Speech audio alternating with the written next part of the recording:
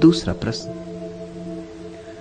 तंत्र, वाम मार्ग, अघोरपंथ, नाथपंथ जैसे नामों से लोग क्यों डरते? इन मार्गों का सही विश्लेषण और सम्यक अभ्यास से क्या ऐसी संभावना नहीं है कि लोग फिर से नए आयाम से इन्हें समझें और इनकी निंदा और उपेक्षा न करें? तरु ने पूछा है, और एक नहीं 14 प्रश्न पूछे। मुझे भी गिनती करनी पड़ी, ऐसा उसने कभी किया नहीं।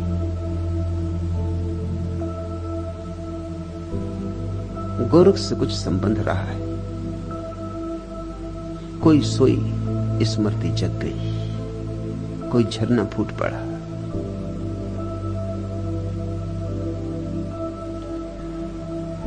यहां कोई भी नया नहीं, सभी पुराने हैं। न मालूम कितने पथों पर चले, न मालूम किन किन सद्गुरुओं के साथ रहे। मेरे पास आ जाना तुम्हारा आकस्मिक नहीं, चलते रहे हो, खोजते रहे हो। वही खोज तुम्हें यहां ले आई। जो नहीं चले हैं कभी, जिन्होंने कभी खोजा नहीं, उनसे मेरा संबंध भी बहुत मुश्किल से बन पाता है। वे आ भी जाते हैं तो छिटक जाते, आकस्मिक होता उनका आना। उनके आने के पीछे कुछ आधारशिला नहीं होती। जो मेरे पास आके टिक जाते हैं, रुक जाते हैं, और तरु आई है सो टिक ही गई है। उसका अर्थ यही है, उनके प्राणों की कोई गहरी तरसा तृप्त हो रही है। बहुत बहुत द्वारों से जो खोजा है और नहीं मिल पाया है, उसकी झलक मिलने लगी, मंजिल करीब आ रही। गोरख से कुछ संबंध रहा होगा तरु, कुछ नाता रहा होगा। जैसे कोई पुराना सोया हुआ गीत फूट पड़ा हो, ऐसे उससे प्रश्न फूटे, और सभी प्रश्न सार्थक। कोई भी प्रश्न बौद्धिक नहीं है, पूछने के लिए नहीं पूछा गया है, उठा है।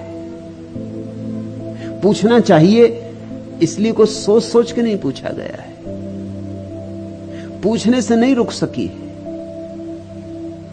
फिर खुद भी डर गई होगी जब 14 प्रश्न लिखे, तो फिर क्षमा भी मांगी कि मुझ पर नाराज मत होना। इतने प्रश्न, जैसे विवश थी, पूछना ही पड़ा है, न पूछे नहीं बनेगा। उन्हीं 14 में से एक प्रश्न यह है, तंत्र, वाम मार्ग, अघोरपंथ, नाथपंथ जैसे नामों से लोग क्यों डरते? पहली बात, ये सब नाम तंत्र के ही नाम है। तंत्र का ही एक नाम वाम मार्ग है। वाम मार्ग का अर्थ होता है बाएं हाथ का रास्ता। तुम्हारे पास 2 हाथ है, एक दायां हाथ है, एक बायां हाथ है।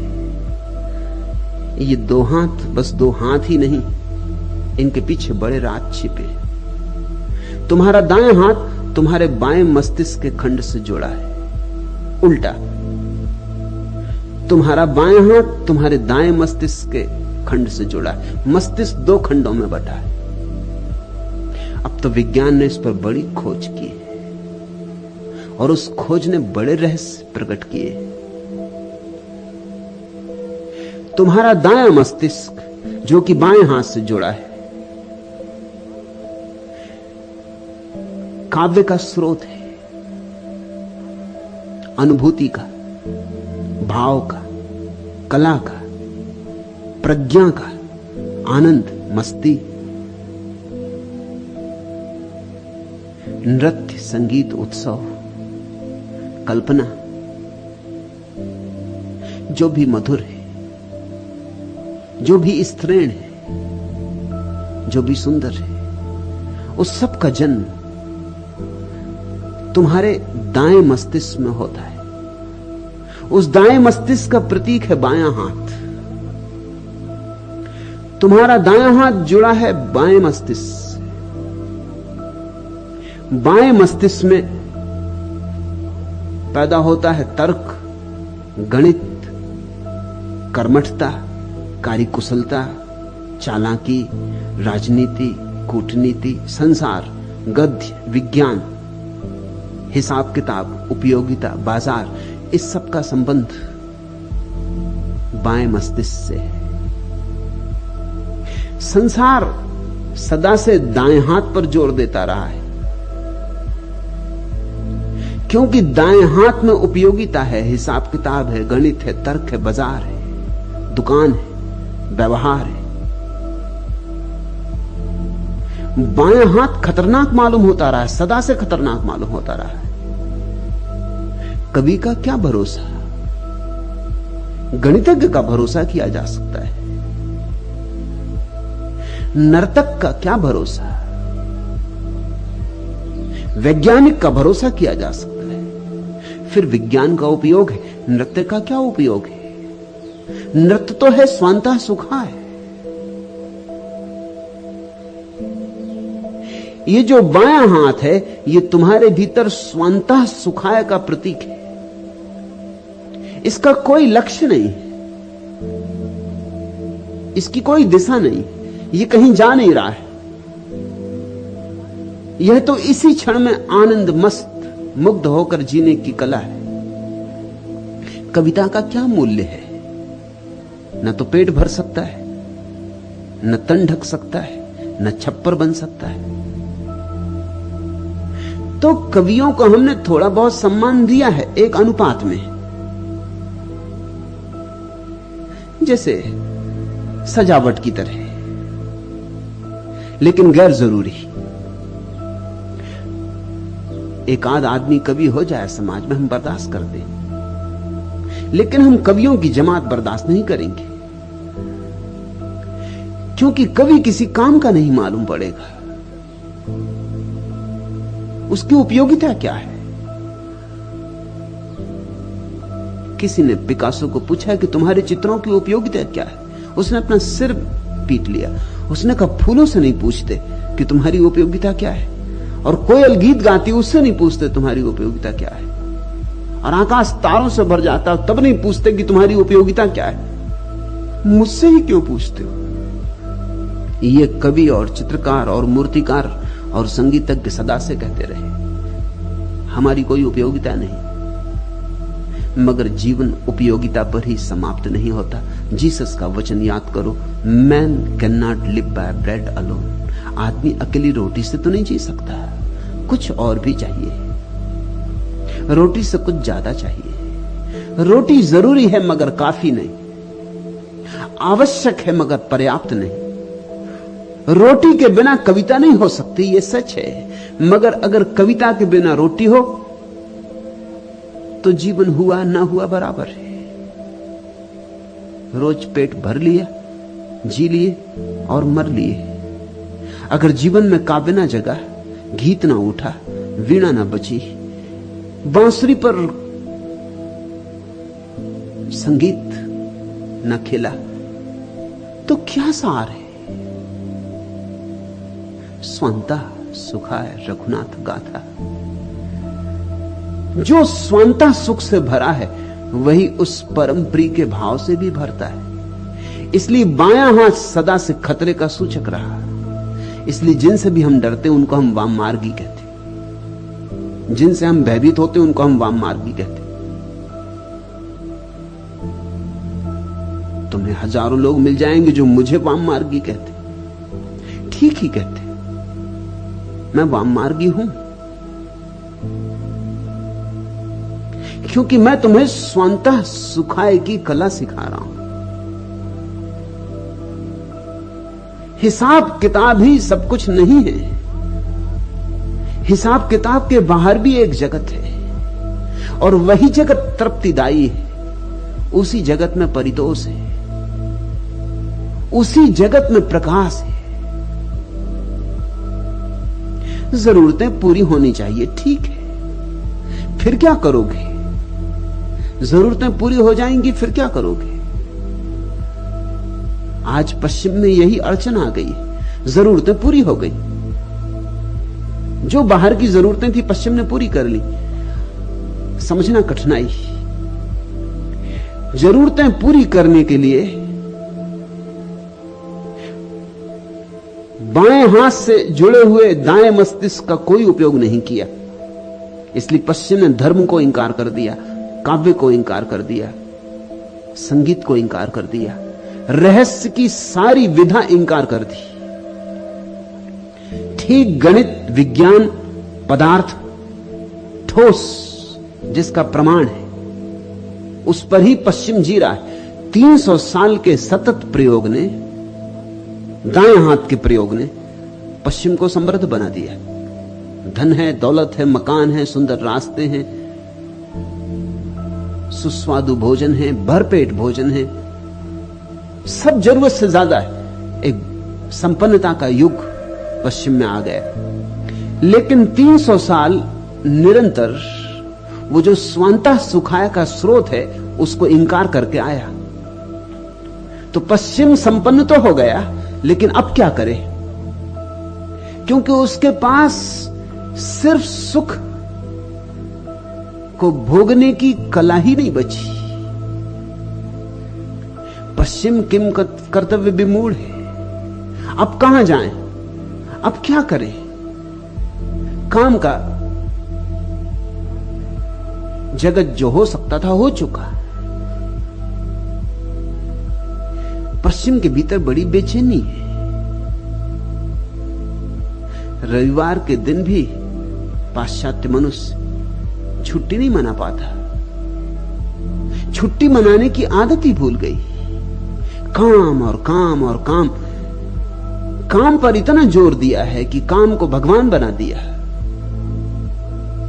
तो लीला की कला भूल गई। तो बैठ के हंसे बोले कि वीणा बजाएं, कि बगिया में घास उगाएं, कि मस्त होकर लेट जाएं तारों तले, कि नौका विहार करें। नहीं, ये सारी बात अर्थहीन है, क्योंकि 300 साल एक ही बात दोहराई और सिखाई गई स्कूल से लेकर विश्वविद्यालय तक कि काम का मूल्य है।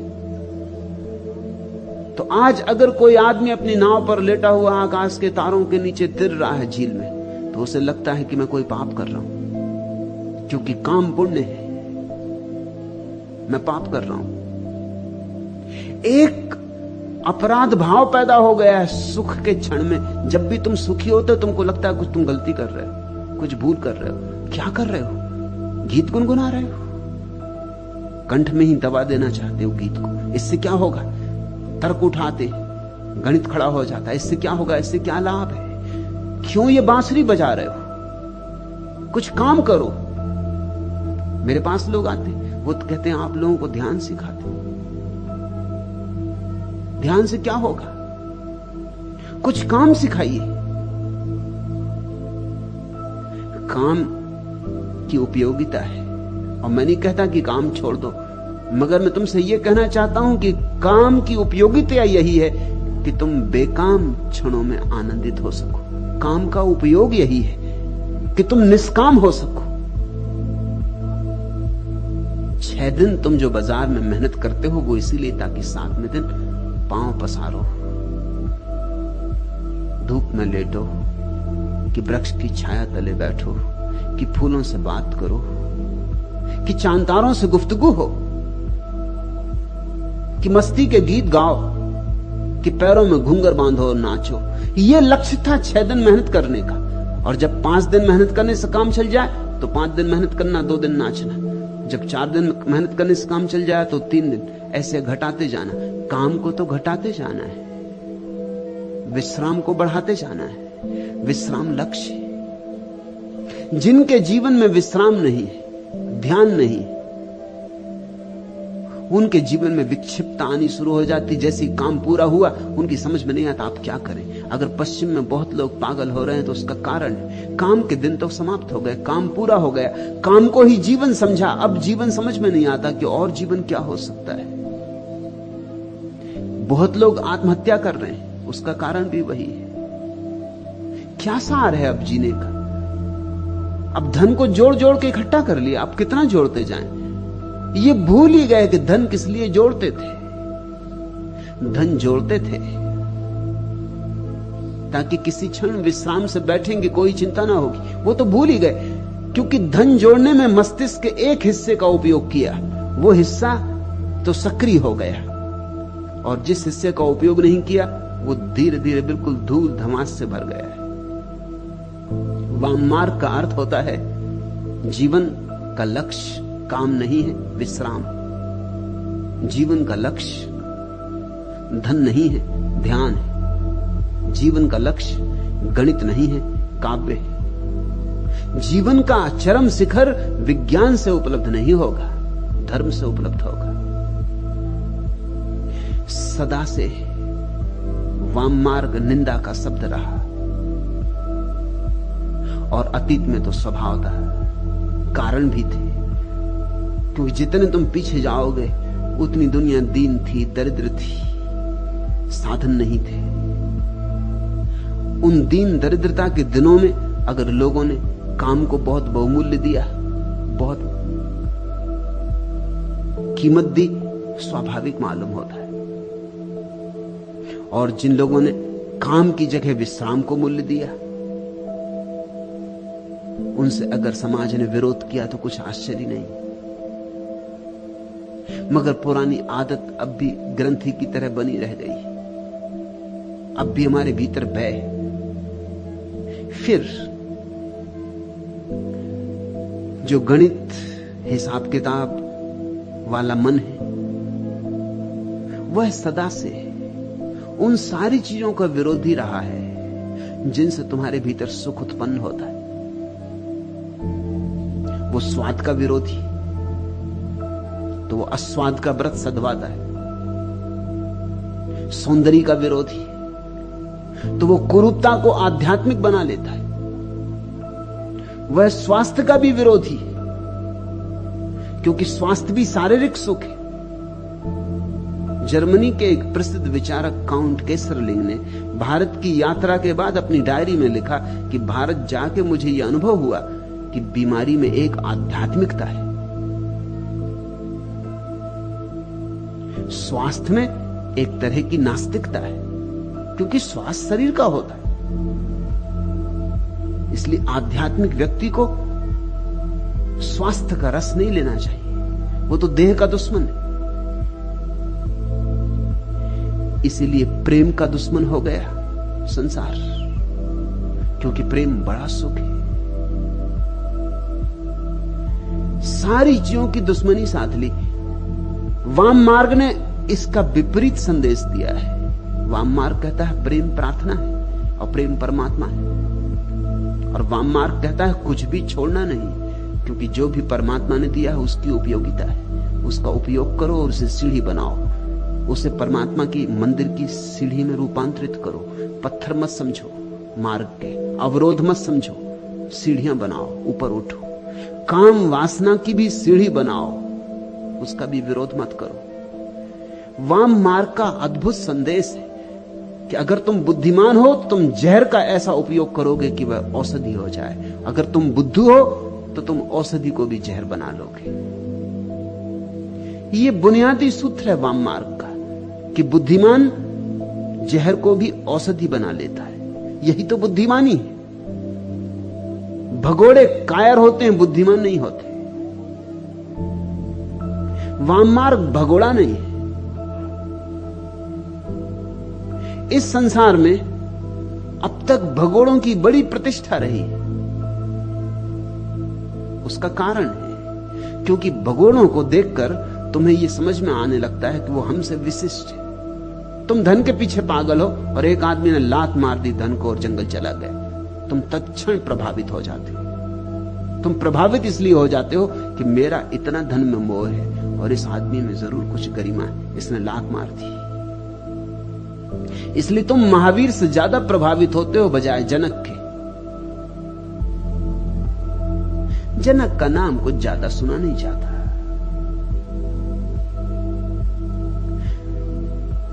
तुम बुद्ध से ज्यादा प्रभावित हो जाते हो क्योंकि वो राजमहल छोड़ के जाते, तुम कृष्ण की अगर प्रशंसा भी करते हो तो थोड़े दबे दबे कंठ से, थोड़े डरे डरे, थोड़े भयभीत। अगर लोग कृष्ण की प्रशंसा भी करते हैं तो गीता वाले कृष्ण की करते हैं। पूरे कृष्ण को स्वीकार करने की हिम्मत बहुत कम लोगों की, क्योंकि कृष्ण तो तुम्हारे जैसे ही मालूम पड़ते हैं, बल्कि तुमसे भी आगे बढ़े हुए।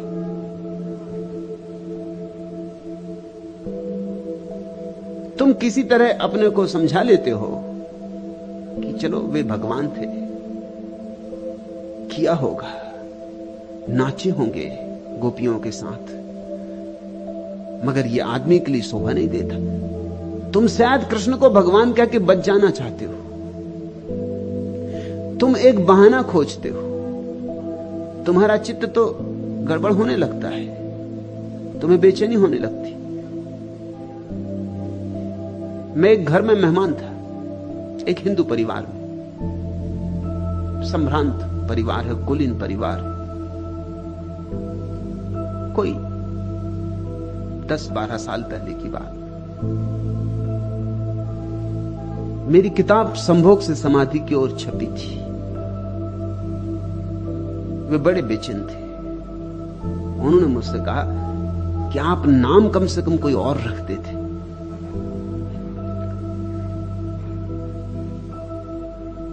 क्योंकि किताब तो जब कोई पढ़ेगा तब जानेगा कि क्या है उसमें, मगर ये नाम बड़ा खतरनाक है। आप नाम कुछ और रखते थे। फिर जो पहला संस्करण था उस पर खजुराहो की मूर्तियों का चित्र छपा था कवर पर, और कहने लगे कि ये भी आपको क्या सूझा।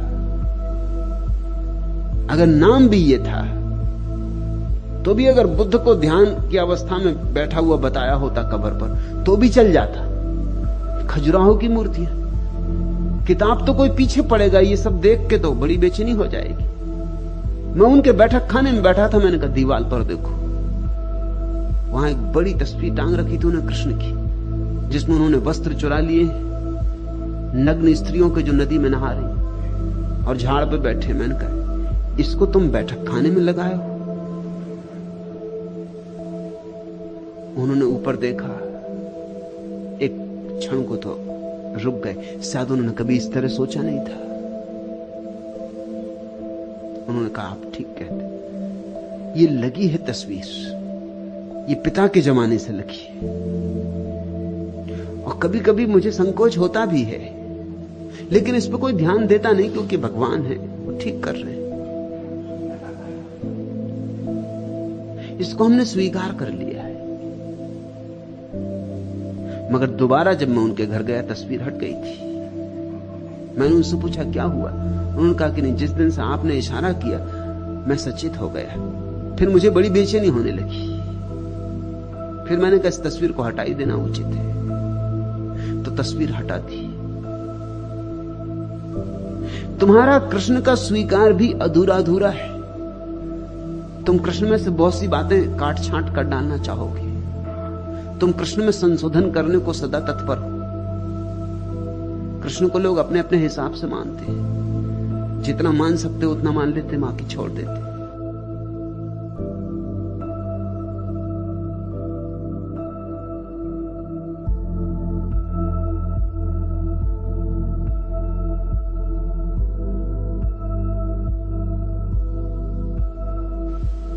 क्या अड़चन है? अड़चन यही है कि महावीर तो तुम्हें साफ अपने से विपरीत जाते मालूम पड़ते हैं। तुम सम्मान दे सकते हो क्योंकि तुम्हें मालूम अपने लोभ का, अपने काम का, अपने क्रोध का, अपनी लिप्सा का तुम्हें पता है, और ये उसको छोड़ के जा रहे हैं। विशिष्ट हैं, अब कोई प्रमाण की जरूरत नहीं। लेकिन कृष्ण ये वहीं खड़े, उसी संसार में जहां तुम खड़े हो। कृष्ण को पहचानने के लिए बड़ी गहरी आंख चाहिए। महावीर को पहचानना अंधे के भी बस की बात है, कोई अड़चन नहीं।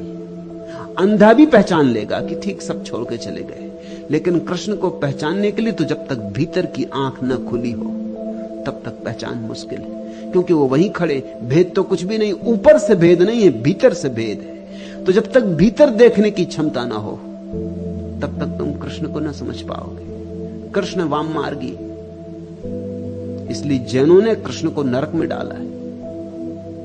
अपने पुराणों में नरक में डाल दिया है। वाममार्ग ही है, और क्या वाममार्ग होगा? जीवन का सहज स्वीकार, उत्साहपूर्वक स्वीकार, स्वागतपूर्ण स्वीकार, जीवन को उसकी समग्र विधा में जीने की क्षमता, साहस।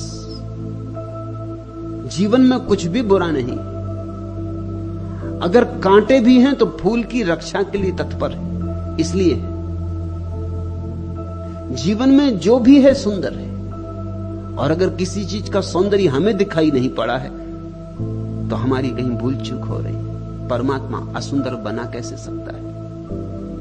परमात्मा ही प्रकट हुआ है सारे रूपों में, काम में भी राम ही छिपा है। इतना साहस बहुत कम लोग जुटा पाते, इतनी दृष्टि भी नहीं होती। इसलिए तरु, तंत्र, वाममार्ग, अघोरपंथ, नाथपंथ जैसे नामों से लोग डरने लगे। इसलिए क्योंकि ये तुम्हारी व्यवस्थित रूढ़ी को छिन्न भिन्न कर देते। ये प्यारे नाम गालियां बन गए। किसी को वाममार्गी लोग कह देते हैं, बस खत्म हो गया मामला। फला आदमी वाममार्गी, मतलब तुमने उसका खंडन कर दिया, और खंडन करने की जरूरत नहीं। अब वो क्या कहता है, क्यों कहता है, इस तर्क और विस्तार में जाने का प्रयोजन नहीं। वाममार्ग का लेबल लगा दिया, वो आदमी खत्म हो गए। अघोर पंथ, अघोर जैसा प्यारा शब्द गाली बन गया। किसी को अघोरी कहते, वो लड़ने को तैयार हो जाता। लोग अघोरी कहते ही किसी को तभी जब उनको गाली देनी होती। अघोर शब्द का अर्थ समझते हो? अघोर का अर्थ होता है सरल।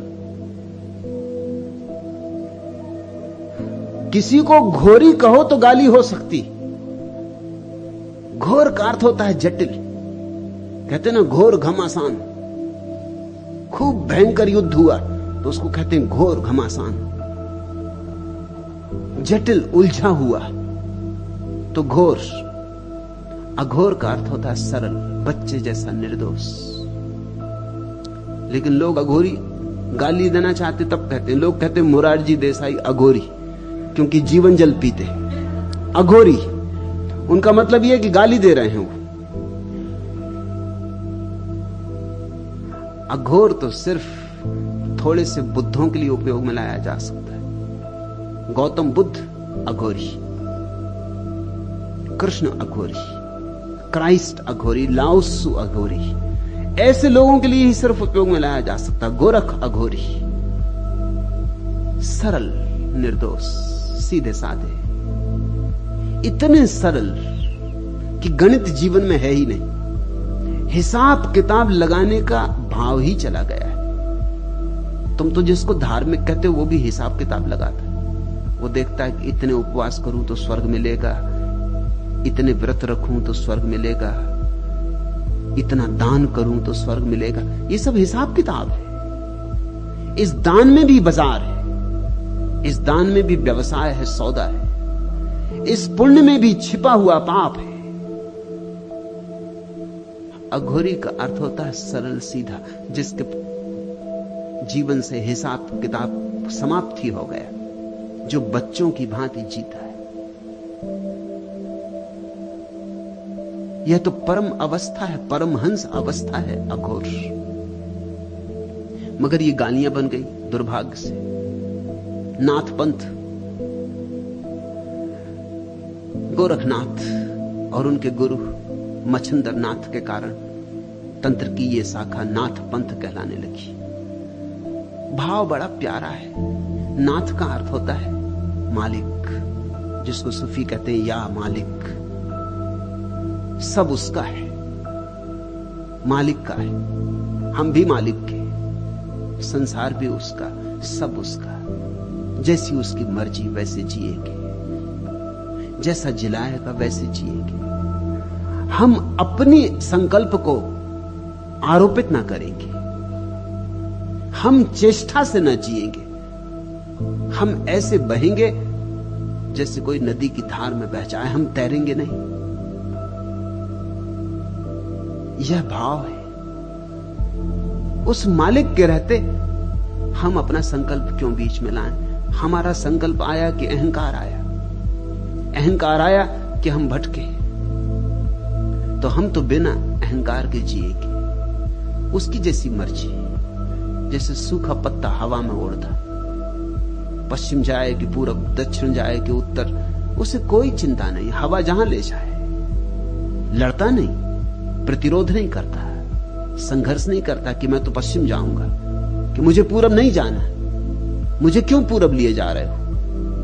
नहीं, पत्ते की क्या मर्जी, ऐसा जो हो जाए तो समझना कि नाथपंथी। ऐसे ही रहे गोरख, इस सहज मर्जी से रहे, इस सरलता से रहे। मगर लोग अहंकार से जीते। इस जगत में अधिकतम लोगों के जीवन की भाषा अहंकार की भाषा है। स्वभावतः इतने सरल लोग उन्हें बर्दाश्त नहीं होंगे। उन्हें तो लगेगा बड़ा खतरा पैदा हो गया। इतनी सरलता से लोग जीने लगेंगे, उनको लगता तो फिर नीति का क्या होगा, अनीति ही अनीति फैल जाएगी, जैसे अभी नीति है। ये बड़े मजे की बात है, लोग इस तरह की बातें करते हैं जैसे कि अभी नीति है फिर अनीति फैल जाएगी। कहां है नीति? कैसी नीति? नीति के नाम पर पाखंड है। थोथे मुखौटे लगाए लोग बैठे, झूठे मुखौटे लगाए लोग बैठे। नीति कहां है? लेकिन लोग समझते हैं कि अगर सब लोग सरल होने लगे, सहज जीने लगे, स्वाभाविक होने लगे और कहा कि जैसी परमात्मा की मर्जी, तो फिर नीति खंडित हो जाएगी। बात उल्टी ही है। लोग संकल्प से जी जी के अनैतिक हो गए। मनुष्य से ज्यादा अनैतिक और कौन है इस पृथ्वी पर? मनुष्य से ज्यादा हिंसक और कौन है इस पृथ्वी पर? मनुष्य से ज्यादा संघातक और कौन है इस पृथ्वी पर? पशु पक्षी कम से कम अपनी जाति के लोगों को मार के नहीं खाते। कोई सिंह सिंह को मार के नहीं खाता, कोई बाज बाज को नहीं हमला करता। आदमी अकेला पशु है इस पूरी पृथ्वी पर जो स्वयं की जाति में ही मार काट करता है, और थोड़ी बहुत नहीं, लाखों की, करोड़ों की। हत्या करने में ऐसा रस और बड़ा मजा है। इसको भी नैतिक जामा पहना दिया जाता है। इसको कहते हैं जिहाद। धर्मयुद्ध हो रहा है, धर्मयुद्ध हो रहा तो फिर मारो, फिर कोई हर्जा नहीं। जितने मारे उतना ही लाभ है, जितने मारे उतना स्वर्ग निश्चित है। लोग जिहाद कर रहे हैं, धर्मयुद्ध कर रहे हैं सदियों से, एक दूसरे को काट रहे हैं परमात्मा के नाम पर। काटना है उन्हें, नाम कोई भी हो। कभी राजनीति के नाम पर काटते, कभी धर्म के नाम पर काटते, कभी सिद्धांत के नाम पर, कभी शास्त्र के नाम पर। ये सब बहाने, काटना लक्ष्य है। बिना काटे मन नहीं मानता। ये कैसा मनुष्य हमने पैदा किया है? ये कैसा रुग्ण चित्त मनुष्य हमने पैदा किया है? काम वासना से जल रहे हैं लोग। उनके भीतर काम वासना के सिवाय और कुछ भी नहीं भरा है। दबा दबा के बैठ गए। इसलिए जब भी कोई कहता है काम वासना को सहजता से स्वीकार करो, वह भी प्रभु की देन है, तो उनके भीतर बहुत घबराहट हो जाती, क्योंकि वो जानते अगर उन्होंने सहजता से स्वीकार किया तो सब गड़बड़ हो जाएगा। वो इतना दबा के बैठ गए हैं कि करीब करीब एक ज्वालामुखी उनके नीचे जल रहा है। अब वो सहजता से कैसे स्वीकार करें? ऐसा ही समझो कि कोई आदमी जिंदगी भर उपवास करता रहा है, भूखा मरता रहा है, और तुम उससे कहो कि भाई भूख को सहज स्वीकार करो, जब भूख लगे तो भोजन कर लो, एकदम घबरा जाएगा। वो कहेगा अगर मैंने सहजता से स्वीकार किया तो मैं चौके से कभी बाहर निकलूंगा ही नहीं, क्योंकि मैं जानता हूं अपने को कि 24 घंटे में भोजन की ही सोचता हूं। उपवासी आदमी सोचते ही 24 घंटे भोजन की, तो फिर तो मैं निकल ही ना सकूंगा चौके से, फिर तो मुझे वहीं बैठा रहना पड़ेगा। हालांकि तुम हैरान होगे कि ये क्या कह रहे हो तुम। जो लोग भोजन करते हैं वो चौके में नहीं बैठे रहते 24 घंटे, मगर तुम उस आदमी की बात भी समझो, वो भी बेचारा ठीक कह रहा है। वो 24 घंटे भोजन की ही सोचता है। उपवास करने वाला सोचते ही भोजन की है। इसलिए मेरे जैसे व्यक्ति जब जीवन को सरल करने की बात करते हैं तो बड़ी बेचैनी फैल जाती, बड़ी घबराहट फैल जाती। यहां दमित प्रकार के लोग कभी कभी आ जाते, उनको बहुत घबराहट हो जाती, क्योंकि वो जानते अगर मैं जो कह रहा हूं वह ठीक है तो उनके भीतर दबे हुए रोग एकदम से प्रकट हो जाएंगे। जिंदगी भर दबाए रोग एकदम से प्रकट हो जाएंगे, वो विक्षिप्त हो जाएंगे, वो नहीं बर्दाश्त कर सकेंगे। इस घबराहट से बचने के लिए वो मेरे विपरीत हो जाते, मेरे विरोधी हो जाते। मेरे विरोधी होने में कारण मैं जो कह रहा हूं उसका सत्य इतना खतरनाक उन्हें मालूम होता है। खतरनाक इसलिए नहीं मालूम होता कि सत्य खतरनाक है, खतरनाक इसलिए मालूम होता है कि अब तक वे इतने असत्य में जिए और अब उस असत्य को छोड़ने में बड़ी मुश्किल मालूम होती, और वो छूटेगा तो जीवन भर का जो बांध था वो टूट जाएगा। उनके जीवन में संयम नहीं है, संयम का सिर्फ थोथा आग्रह। जो आदमी वस्तुतः संयमी है, जिसने वस्तुतः जागृत होकर सम्यक रूपेण अपनी काम वासना का अतिक्रमण किया है, उसे कुछ भी अंतर ना पड़ेगा। उसे मेरी बात में जरा भी कुछ विरोध ना दिखाई पड़ेगा। जिसको मेरी बात में विरोध दिखाई पड़ता है वो केवल खबर दे रहा है अपने रुग्ण चित्त की, मगर वो सोचता है कि वो मेरे खिलाफ कुछ कह रहा है। फ्रायड के खिलाफ बड़ा प्रचार हुआ सारी दुनिया में, लेकिन फ्रायड जीवन के सीधे साधे सत्यों की बात कर रहा था। फ्रायड वाममार्गी, फ्रायड ने दबाए हुए मनोवेगों को पुनः गतिमान करो इसका संदेश दिया। सारी दुनिया में विरोध हुआ, सारे धर्मों ने विरोध किया। विरोध इसलिए किया कि तुम्हारे नीचे की जमीन खिसक गई, तुम सब गलत हो जाओगे अगर फ्रायड सही है। और यही उचित है कि तुम अपने को ही सही सिद्ध करते रहो, फिर तुम्हारी भीड़ है, भीड़ तुम्हारे साथ है। सत्य सदा अकेला है, असत्य बहुत प्राचीन है, भीड़ उनके साथ राजी है। भीड़ ने इतने दिन तक उनके साथ दिया है। भीड़ की सारी न्यस्त स्वार्थ की व्यवस्था उनसे जुड़ गई है। तुम एकदम घबरा जाते हो, तुम एकदम भयभीत हो जाते हो। अपने भय से, अपनी घबराहट से तुम विरोध करने लग जाते हो। लेकिन सत्य ऐसे हारता नहीं, सत्य बार बार लौट आता है। वाम मार्ग लौट लौट के आता रहेगा। तंत्र की बार बार घोषणा होगी जब तक कि मनुष्य सहज नहीं हो जाता। जिस दिन मनुष्य सहज हो जाएगा उस दिन तंत्र की कोई जरूरत न रह जाएगी। तंत्र सिर्फ औषधि है। वाम मार्ग, वो जो उल्टे चल पड़े हैं लोग, उनको रास्ते पे लाने के लिए सिर्फ एक उपाय है। जो रास्ते पे आ गया वो ना तो दाएं का होता ना बाएं का होता, दाएं बाएं दोनों उसके होते, वो किसी का नहीं होता।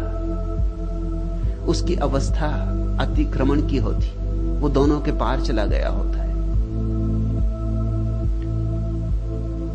पूछा तूने तंत्र, वाम मार्ग, अघोरपंथ, नाथपंथ जैसे नामों से लोग क्यों डरते? डरने का कारण है तुम इतनी बारूद लिए बैठे हो अपने भीतर की जरा सी चिंगारी सत्य की जाएगी, विस्फोट हो जाएगा। तुम चिंगारी से डरोगे नहीं तो क्या करोगे? जब तुम अपनी बारूद को गिराने को राजी हो जाओगे तब तुम्हें चिंगारी से कोई भय न रह जाएगा।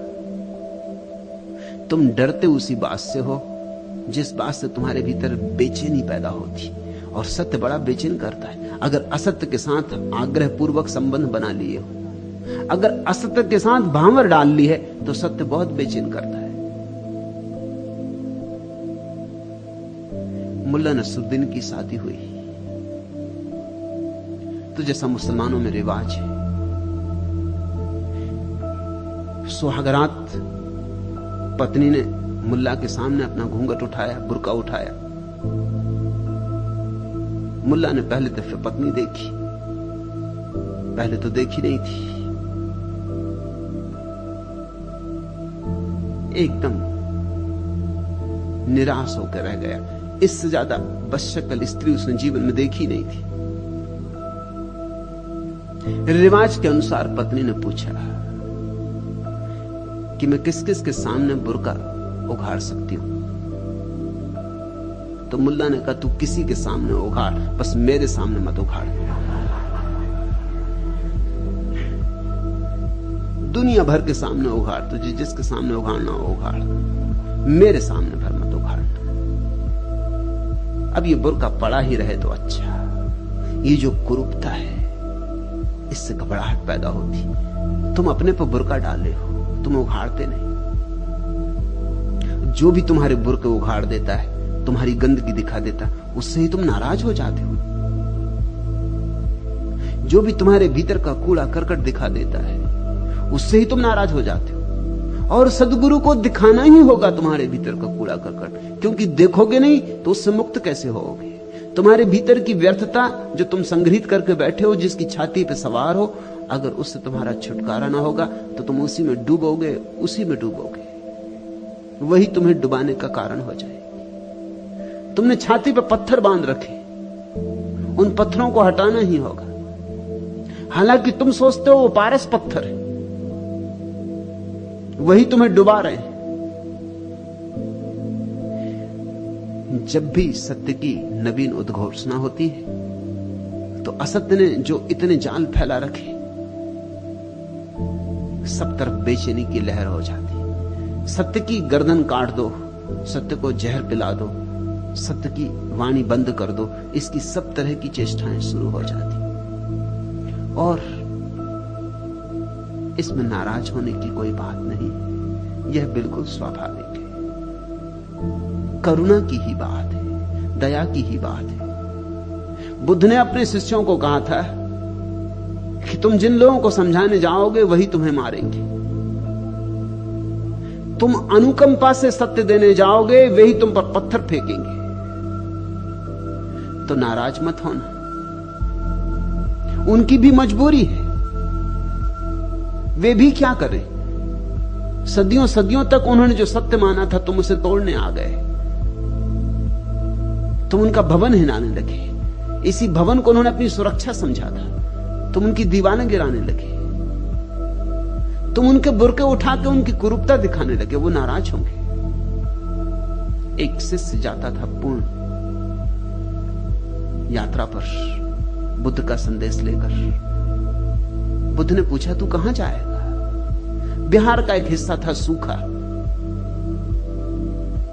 उसने कहा कि सूखा अब तक कोई भिक्षु नहीं गया, मैं वहां जाऊंगा। बुद्ध ने कहा, वहां तू न जा तो अच्छा, उस इलाके के लोग बड़े खतरनाक हैं, इसलिए अब तक कोई भिक्षु वहां गया नहीं। वे तुझे गालियां देंगे तो तुझे क्या होगा? तो पूर्ण ने कहा, वो मुझे गालियां देंगे तो मैं अपने को धन्यभागी समझूंगा कि सिर्फ गालियां देते हैं, मारते नहीं। बुद्ध ने कहा, और अगर उन्होंने तुझे मारा फिर तुझे क्या होगा पूर्ण? तो पूर्ण ने कहा कि मैं धन्यभागी समझूंगा अपने को कि मारते ही हैं, मार नहीं डालते हैं। बुद्ध ने कहा, एक सवाल और, अगर वो मार ही डालें तो मरते मरते तुझे क्या होगा? तो पूर्ण ने कहा कि और क्या होगा, यही कि कितने भले लोग हैं कि उस देश से छुटकारा दिला दिया जिस देश में रहता तो शायद कोई भूल चूक हो जाती, अब भूल चूक ना हो सकेगी। उस देश से छुटकारा दिला दिया जिसमें रहता तो शायद कहीं पैर गलत रास्तों पर पड़ जाते, कुछ से कुछ हो जाता, भटक जाता। उस देश से छुटकारा दिला दिया। उनके प्रति अनुकंपा से भरा हुआ मरूंगा, उनके प्रति कृतज्ञता से भरा हुआ मरूंगा। बुद्ध ने कहा, फिर तू चाह, फिर तू कहीं भी चाह, तू जहां भी जाएगा वहीं तू मित्र पाएगा, क्योंकि तुझे अब शत्रु दिखाई नहीं पड़ सकता। नहीं दिखाई पड़ने से शत्रु नहीं हो जाता, ऐसा नहीं है, मगर जिसको शत्रु दिखाई पड़ना बंद हो जाता है वही सत्य की उद्घोषणा कर सकता है। शत्रु तो होंगे पैदा, तत्क्षण पैदा हो जाएंगे। सत्य के शत्रु निरंतर पैदा होते।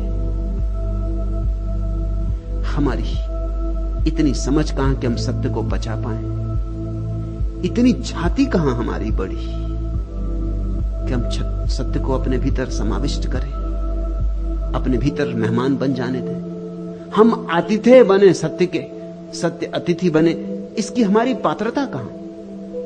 इसलिए निरंतर यह होता रहा, निंदा होती रही, उपेक्षा होती रही, मगर सत्य अपनी उद्घोषणा बार बार करता रहा है। और मैं तुमसे कहता हूं कि सत्य आता है मस्तिष्क के दाएं हिस्से से, जो बाएं हाथ से जुड़ा है। हिसाब किताब आता है मस्तिष्क के बाएं हिस्से से, जो दाएं हाथ से जुड़ा है। हिसाब किताब वाला आदमी कविता के प्रति कभी भी राजी नहीं होता। धन दौलत को मूल्य समझने वाला व्यक्ति ध्यान का मूल्य नहीं समझ पाता,